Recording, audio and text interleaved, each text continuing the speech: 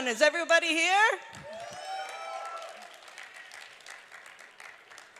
It seems a little more exciting back there, but I'm sure if you come this way, you'll see a little more excitement. Should we trick them over there? Should we scream Agritech, Berrytech, and see if they turn around? Ready? 1, 2, 3.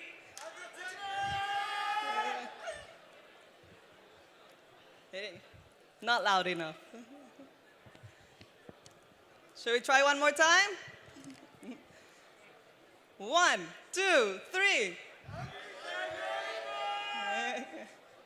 All right, I'm gonna start off.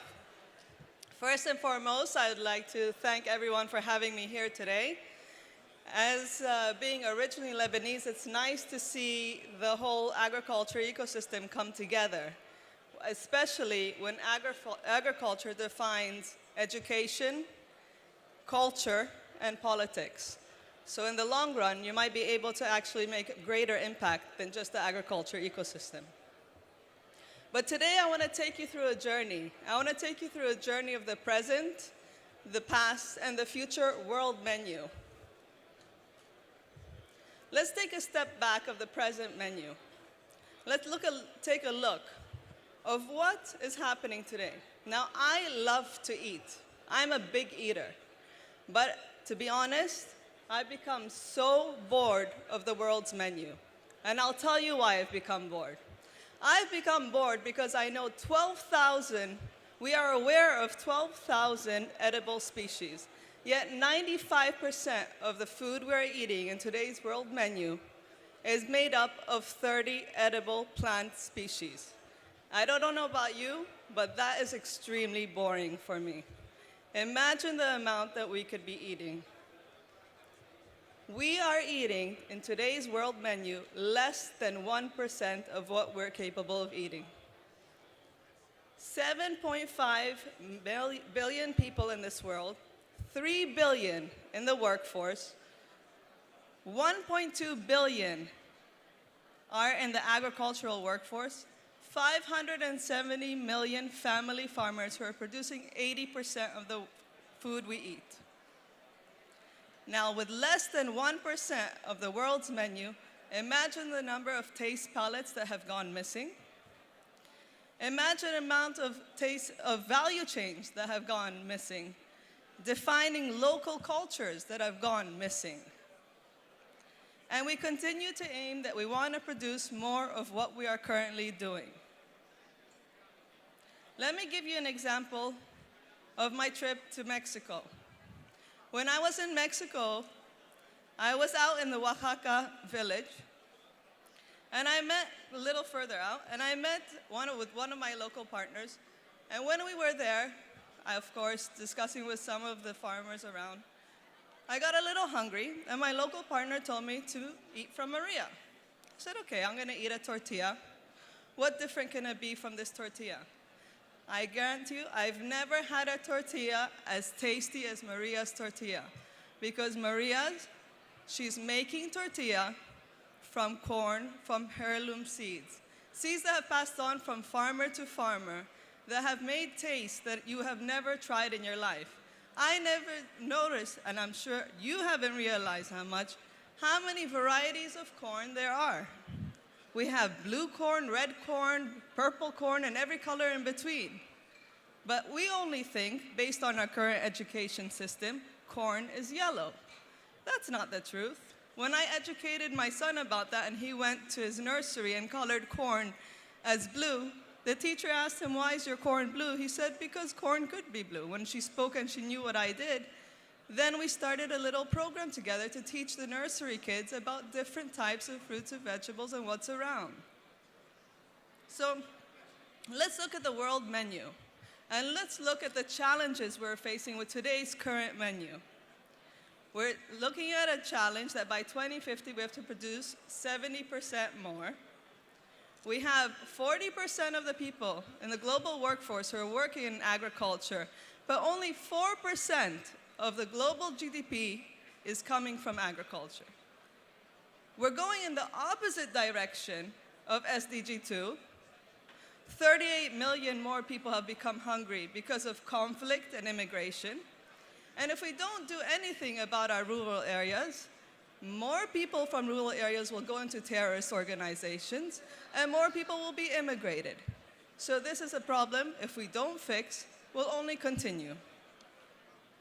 And not only, 1/3 of the food that humans consume is wasted. So if we look at the numbers, 70% we need to create more, yet 1/3 of the food we do is wasted. The numbers don't really add up, do they? And look at the problem with climate change, what we're all facing. We know that agriculture is the 3rd industry that's causing climate change due to gas emissions, producing 70%, a lot from rice production and livestock. We know that the current world menu goes hand in hand with what's happening in climate change. We could make this change. We can make it together.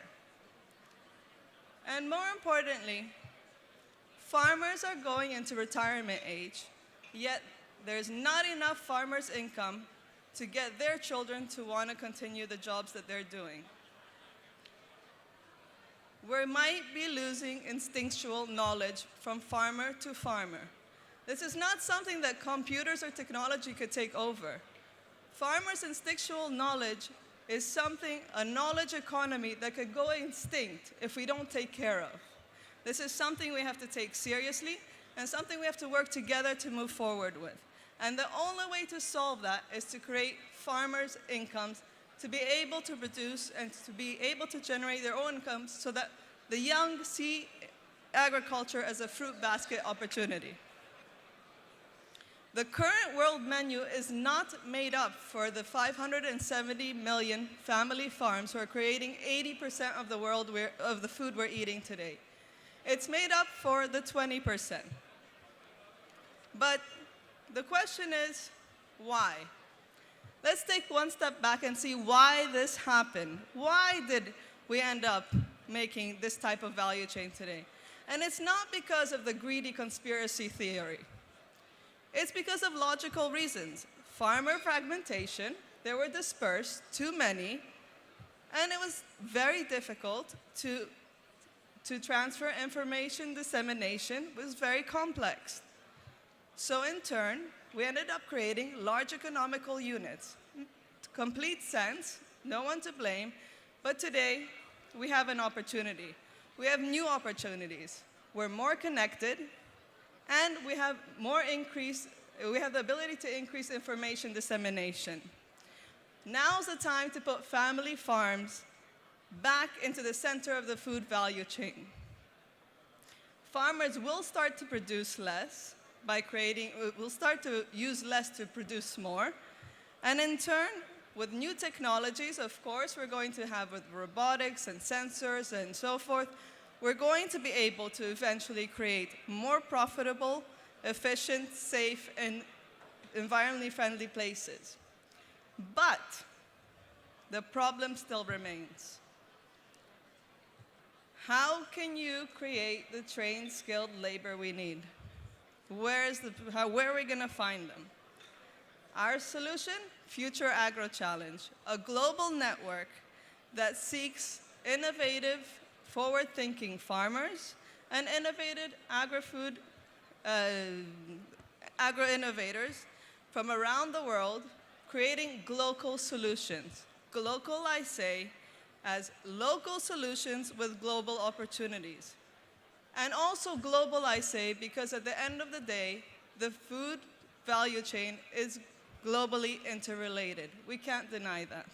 But we need to work locally, and we need to address our local problems. We need to empower the 570 million family farms who are creating 80% of the world food today. And we need to take a model more of that like the Confucian philosophy. Give a man a fish to eat, and he'll eat for a day. Teach him to fish, and he'll fish forever.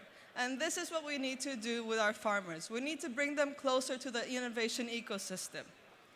We need to do this, of course, through a multi-stakeholder approach. And this is why our global network is very important. We bring in education, we bring in funding, we bring in access to market, partnerships, and new customers. Till now, we have selected and supported over 200 startups from around the world, depicting different types of solutions and help them support to grow, give them global opportunities. Since 2015, from Greece, we have become into over 60 countries across 5 continents, running national activities around the world with the aim to bring farmers closer to the innovation ecosystem. But more importantly, to make sure we don't lose the knowledge economy that's happening around the world. This knowledge economy is scarce, and if we don't take care of it, we're going to stay with not only 30 species of eating, we're going to end up going down to very few. Let me give you some concrete examples of what has happened at Future Agro Challenge. Meet Adnan. Adnan came from Pakistan. Pakistan is 21% of its GDP comes from agriculture. Adnan wanted to address a local problem, a problem nobody talks about. People, farmers, have a problem with their income. Why? Because they're stealing each other's cows. He found a problem he wanted to solve. What did he do? He created Fitbits for cows. It's a GPS satellite system where he could track where the cows are, see where they are, help them also create preventive disease, give them opportunity for farmers to see if they have any type of preventive diseases, and as well at the same time understand how much yield each cow is making. Since he started this, he's been invested by Ashton Kutcher, as well as the Wilkinson twins. For those who don't know who the Winklevoss twins are, these are the twins that sued Mark Zuckerberg for taking the Facebook idea. And Adnan has become now the Facebook child, the Facebook boy for the billboard boy for Pakistan and the rest of the farmers around there. He's inspiring more agripreneurs around Pakistan to make a change. Meet David. David comes from Australia. David is tapping into a market that nobody really cares about. 500 million farmers who are not even on the grid. He's created a blockchain solution. He's offering them free phones. These are farmers who make $300 a month. He offers them free phones, and he's giving them a blockchain solution so that they could track what they've produced and what they've sold, rather than relying on corrupted cooperatives. In turn, he's managed to also keep their data anonymous without having to take that for aim to sell. He's managed to make these farmers go from $300 to $1,500 per month. And now he's addressing a different problem. Another problem is, once he gets these $300 to go to $1,000, there's a big profit. He sells them insurance, he sells them different types of products so that they're able to increase what they're doing on their farms. But the remaining profit, they put on alcohol. Why? Because no other value chain gets to these farmers. There's a whole new market there waiting to burst. So David is looking to become the Amazon of agriculture. Meet Anifa. Anifa comes from Mozambique. Anifa is addressing an important value chain in Mozambique. She's been working on baobab. Baobab is a nutritional value, is a product that produces a lot of good VC and vitamin C and a different type of nutritional value. In Mozambique for some time, there's been, for the past 10 years, a lot of illegal neighboring countries have come with illegal businessmen who have corrupted this value chain. So Anifa has decided that she wants to work closely with the female collectors and train them on how to use knowledge of this value chain, as well as create quality standards for this value chain in the aim to support Mozambique's product. Now, we don't only seek innovators, we also think of the importance of transfer of knowledge, empowering the knowledge economy. And what comes with transfer of knowledge is the importance that farmer to farmer speaks with one another. Agripreneur with agripreneur speaks with one another, because you don't want anyone coming into your house and telling you what to do. You have to take that risk. If you're going to take that risk, it has to be your solution, and your reasoning behind that. So this is where we have, for example, Cameron coming from Australia, who's produced compost that's increased by 300% the yield, speaking to Osman, who's in Sudan, who has smart farming for onions and has created a low-tech solution of how to use less water on your farms. Or meet Ashraf in Sudan, who's empowering more than 200 female agripreneurs and farmers into becoming and empowering the rural areas. But we also support local agripreneurs to get to policymakers because the change needs to be made there as well. So we get the attention from policymakers and also give them solutions of what they could do and how they can make change in their ecosystem. We also take part in the global dialogue at the United Nations World Committee of Food Security, especially giving a voice to our agripreneurs in our network. Every year we started holding some discussions with agripreneurs to understand what's the essence of the problem that's happening. And one of the main problems agripreneurs mention is there's no trust in the food value chain. So we took this up to the policymakers and we told them, we brought in players like Bayer and others and told them that we need to solve the problem of trust. Otherwise, this food value chain is never going to work. For the first time at the United Nations Committee of World Food Security, we held an event around the topic of trust. So while so much takes place with everything that we do around the year, the importance is a global network of bringing all these players together who are making a difference in their local economy, in their local change, in their local farmers. And for them, the transfer of knowledge is very important. So here's a little example of what happens every year when we hold together our Global Agripreneurs Summit.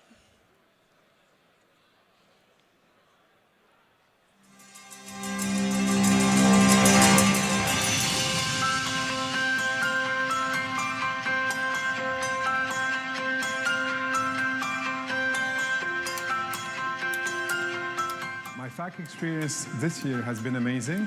We're so proud to see young people in our country participating and coming here, meeting with 60 nationals, international competitors and international speakers and participants make a big difference to changing the world.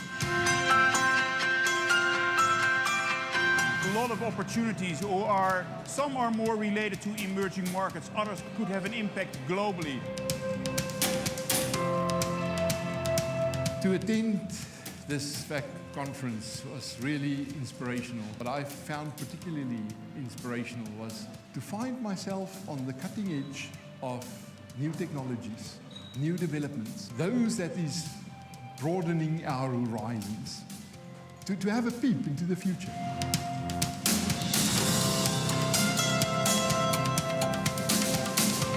My experience at FAC this year was fantastic. There are so many experts that come and speak about agricultural-related business. The startups are so innovative and inspiring, and then just the people that you meet here, all working on the future of agriculture. So I learned a lot from being here. I got inspired a lot, and I absolutely love participating in this event. My FAC experience has been great. It has been a very big platform to build a global network and to be exposed to a lot of best practices, which I can now take home and help local agro-entrepreneurs to grow.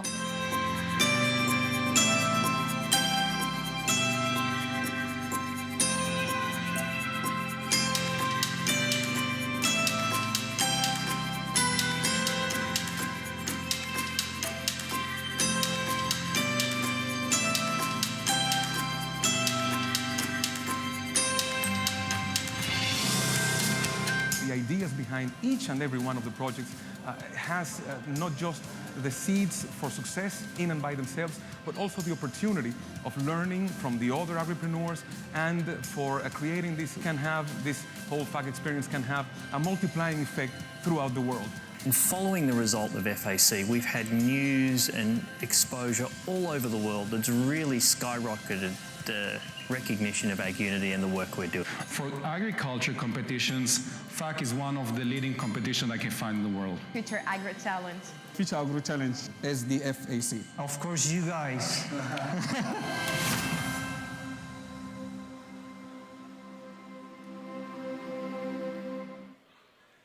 So we hope you'll see each one of you with us at our next Global Agripreneurs Summit, which will take place on September 7th to 11th in Thessaloniki, Greece, not very far away. But most of all, we hope you'll join us in changing the global dialogue from saying the need to produce more, rather to become the need to produce more efficiently. Thank you.